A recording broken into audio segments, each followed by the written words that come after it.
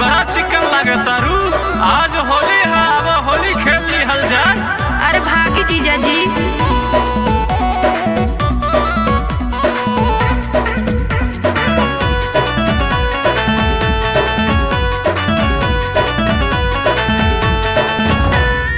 ए हमर साली बारू बड़ी चिकनाई लागे के भरवे के बारू नहाइल। ए हमर साली बारू बड़ी चिकनाई लागे के भरवे के बारू नहाइल। घघरी में रंग तोहर कैदी नतीजा हो, कैदी नतीजा।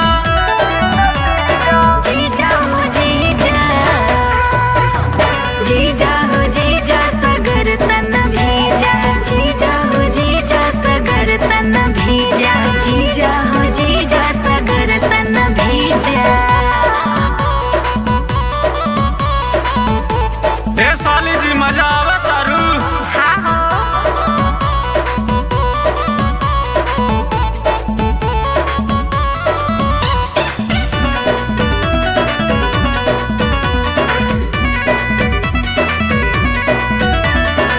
जीजा तोहार तू हो हमर साली, रंग देव जगह जवन मिली खाली। जीजा जी लागे तू हवा बड़ा बाउल, रंग के बहाने का देबा कुछ आउल। चल खियाई बासु होलिया के पीजा हो, होलिया के पीजा। जीजा हो जीजा, जीजा हो जीजा सगर तन भीजा। जीजा हो जीजा सगर तन भीजा।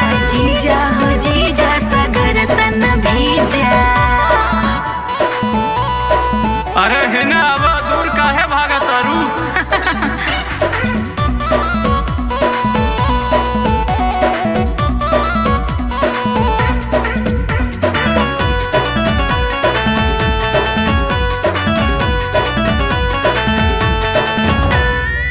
रंग डलवाव न तो डाल देब जबरी, पिचकारी से देह भीग जाई सागरी।